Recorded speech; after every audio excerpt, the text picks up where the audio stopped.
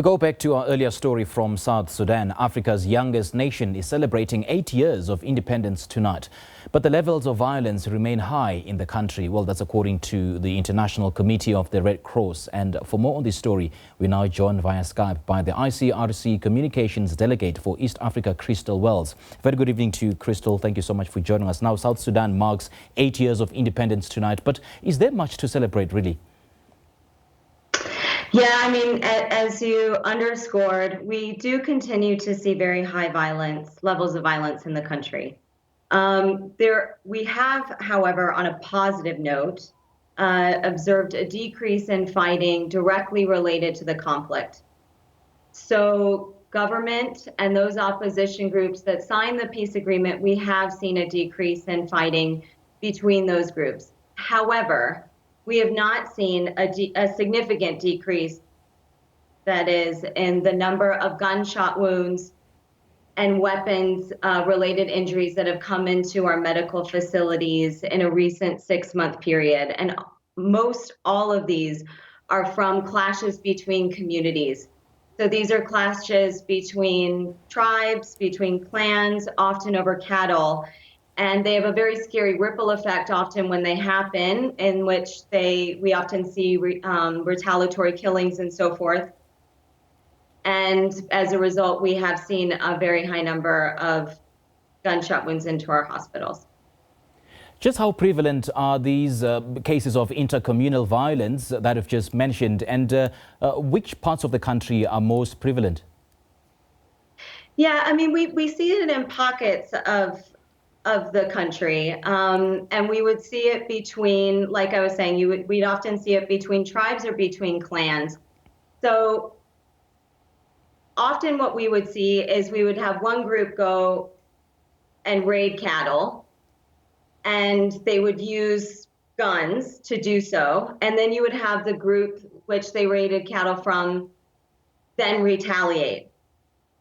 So, and with this, you then often see people suffering from gunshot wounds. For example, referring to the number of patient admissions we see, about 97% of them in a recent 6-month period were due to gunshot wounds. Just shows how prevalent guns are in the country and how much people are still being harmed by these pockets of violence.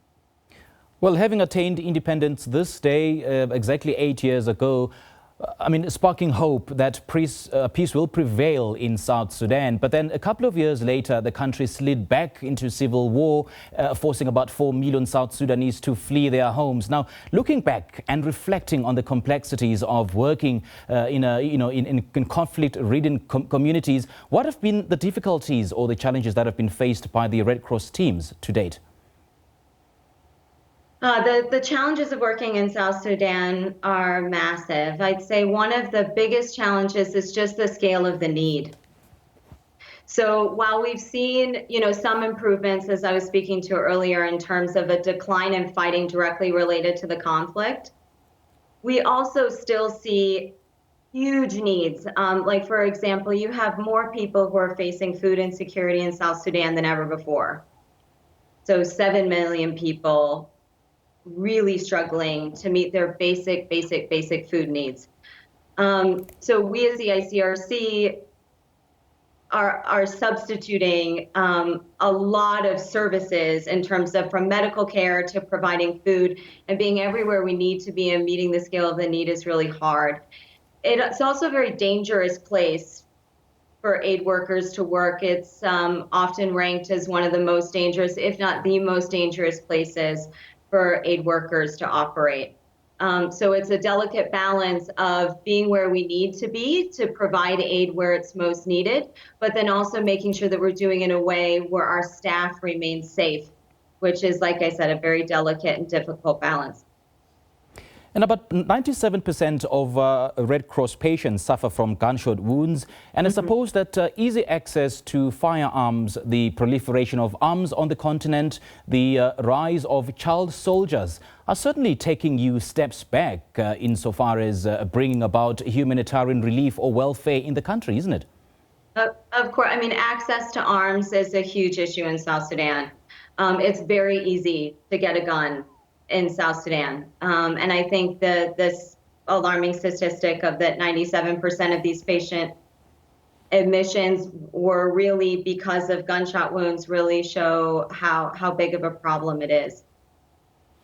Now, a week ago, authorities confirmed a case of Ebola at an area not far from the border between DRC and South Sudan. So, what have you heard with regards to these? And if so, have your teams been alerted so they take the proper precautions? This is really alarming. And I think something that I should have underscored earlier is that the conditions of South Sudan's healthcare system is truly dire. Most of these patients from gunshot wounds, for example, we're medevacing them from all over the country. We often don't see them until they've had this wound for 3 to 4 days because they haven't had easy access to healthcare.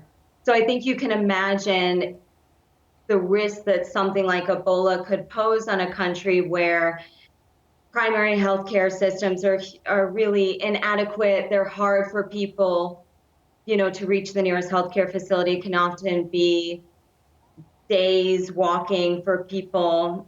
So we have been working with the South Sudanese Red Cross as well as our colleagues at the International Federation of Red Cross and Red Crescent Societies to prepare.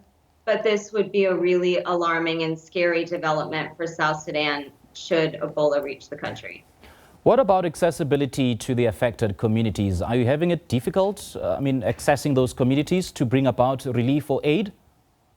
Thankfully, no. A very positive development since the signing of the peace agreement has actually been that access has improved for humanitarian agencies on the ground in South Sudan.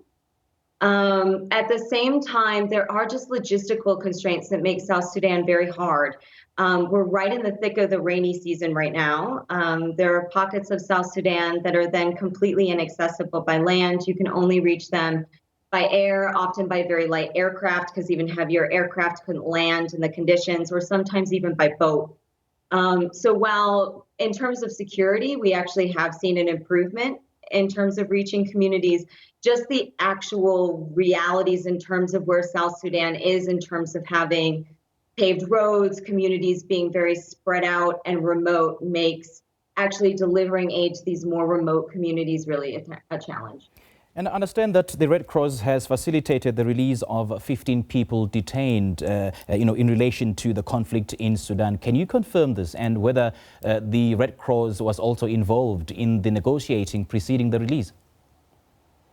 So I can confirm that we helped facilitate the release, but the Red Cross actually is not involved in any of the negotiations that preceded this release or any other release.